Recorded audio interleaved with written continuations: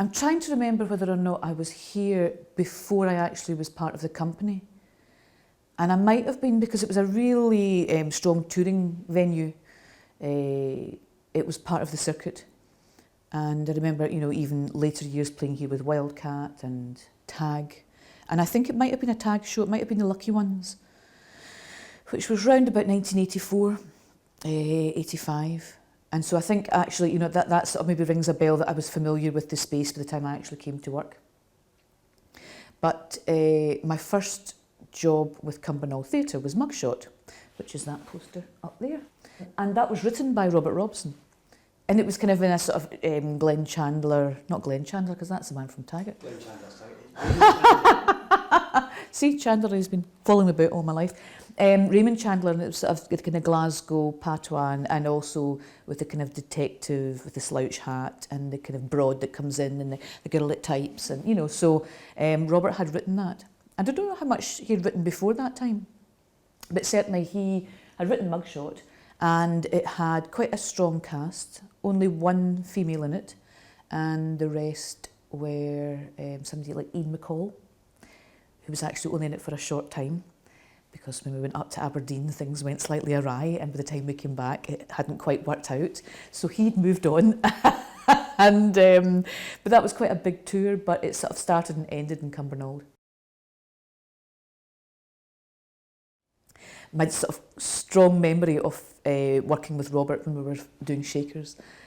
4 females, quite strong females, very short rehearsal period, 12 days I think it was, and he really didn't stand a hell's chance because there was the 4 of us and he didn't get a word in, and any time he suggested anything like that, yes, that's fine, we'll do it this way, and it's such a shame. But he kind of trusted us, and I think that was Robert's real strength. He managed to cast very well and put together a very good package, and I think he understood when people could do it, and he would just say, right, that's great, get on and do it. And I also worked with Robert on Checking Out, which was a musical.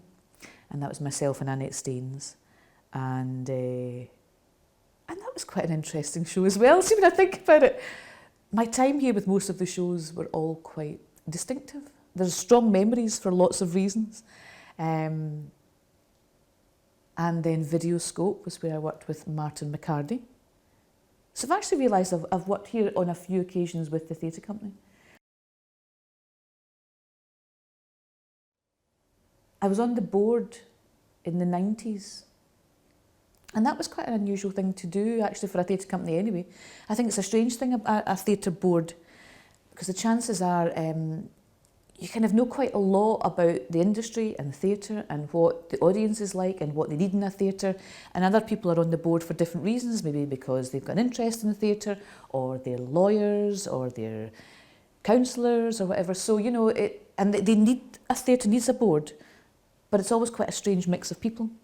And so I was kind of brought on maybe for about 3 or 4 years when Liz Carruthers was here as artistic director. And that was a really interesting period for the theatre in itself, because it was going through a real flux. There wasn't a lot of money around, and I felt a very big responsibility to be to be on the board at that time, because people were losing their jobs, and so I felt an incredible responsibility that I didn't really know would be part of being on a theatre board. I thought I would just be there and we would talk about what was coming in and out of the theatre, but it was actually a much stronger and a harder job to do than I ever gave it credit for at the time, you know. So that was an unusual period, I think, for the theatre, particularly because one of the amazing things about Cumbernauld is it's a very community-based feeling, not only in the product that it brings in, but the people who worked in the building had a very, very strong identity and brought with it a strong force. And so you were always used to seeing Joyce and Sandra and Dot in the box office. And so, you know, that became a bit of a family feeling. And I think it was something that the theatre really benefited from. You saw the same faces when you walked through the door. And I think that's important with a theatre anyway, that the audience start to identify the people that, you know, they will see when they buy their ticket and when they actually come out, and the usherettes and you know, so I think that's quite important. I know what you're going to ask me. You're going to ask me about Videoscope, that Martin McCarthy and I played. He was a school teacher and I was a fairly horrible character. Was he a school teacher? I think he was. And he ran a video shop. God, the days of video, that's long gone. It wasn't even a DVD shop, it was a video shop. Written by Anne-Marie de Mambro, and a nice company. Ronnie McCann, I think it was his first job. Martin McCarthy. And I had quite a strong denouement at the end, where the character that I was playing, which I can't remember her name, but she was, you know, she was quite a fierce character. And Martin's character had to tie me to a chair, near the end of it, had to tie me to a chair and basically, you know, threaten me, say, you know, you can't get away with this. You know, can't even remember what the story was about. And we had quite a distinctive stage management department at that time. We were quite boisterous, shall we say. And he was supposed to have a petrol can, and he was to take it and sort of hold it up to me when I was on the chair and take this match and basically say, you know, I'm going to put this in here, you're doomed, you know. And he was, no, that was what he was to do, he was to kind of throw it about and say, you know, this is it, this is, you know, going to set me on fire. And she's standing there thinking, I can't believe this, I've pushed him too far. And so I'm watching this scene kind of develop, and Martin's walking about with this can, and he's kind of walking around me and he's going, I'll tell you something, there'll be trouble, and you know, and he's holding this can up to my face, and I'm thinking, right, okay, so he's not doing any pouring at the moment, but that's fine, maybe he's just going to take his time tonight. That's no pouring, and I'm thinking, what's happening? And the more he was sugaring, I'm thinking, there's nothing to sugar in that can, nothing to sugar in there. And so he was holding it up to my face, going, and you know, any minute now I'm going to throw this in here, throw this match in here. I'm thinking, right, so there's actually nothing in that, nothing in that can. And that was, let's say, the same show that one night during a very, kind of the moment where it was quite quiet, round the back corridor there, and I heard all this change, like falling to the floor like a penny machine, you know. And one of the stage managers decided that he would try and out his handstand. And so when I came off stage, I went, what was all the noise? What was all that? And he went, I was just trying to see whether or not I could still do a cartwheel. And I thought, oh, professionalism to the end. And I'm going to name no names. Backstage where we are just now, obviously the space is a horseshoe, and it's the most extraordinary space to work in. And you kind of feel like as if it's like an amphitheatre, it's sort of gladiatorial, and there's a vomitory down the middle, which is great for exits and entrances, and a really nice way of using the space. And you feel like as if, I think the audience probably feel that things can happen all around them. You know, the bowels of the theatre, there's something going on underneath. And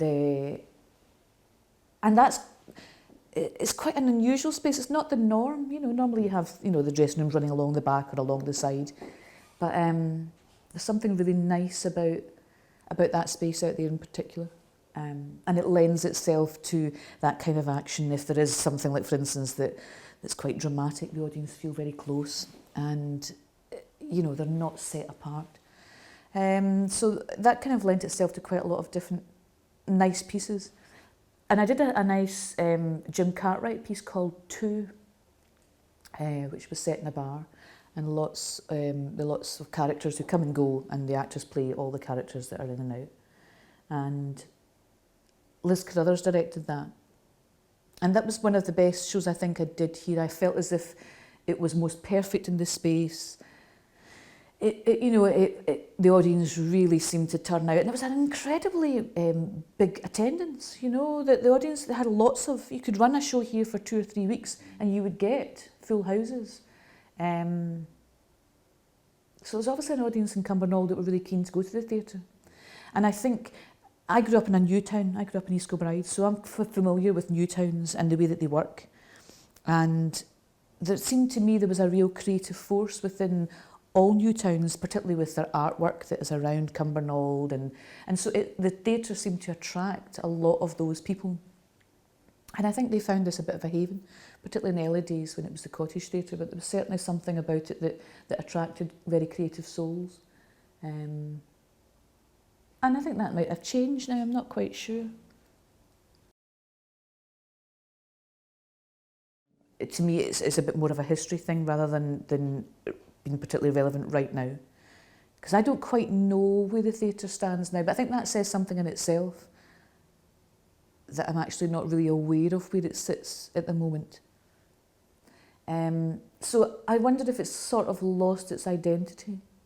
And I don't know why that would happen. I would imagine it would be funding, and just a space like this needs to be used all the time for lots of different things, I think, to make it work. But it was obvious then that it was a really, really important part of the community. I mean, apart from the fact that they had all kinds of groups who used the building.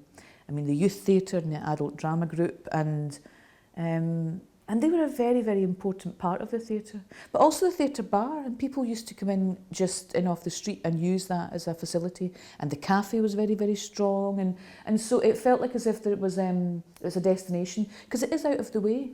But that made it actually quite unique, and quite distinctive in its own way. And you'd come up that winding, woodland park, and there's something quite nice about that you think, I'm coming up somewhere really unusual. And I know people would travel readily to come out to the theatre. It might take them a wee while to find it, but once they did, I think it was always worth it.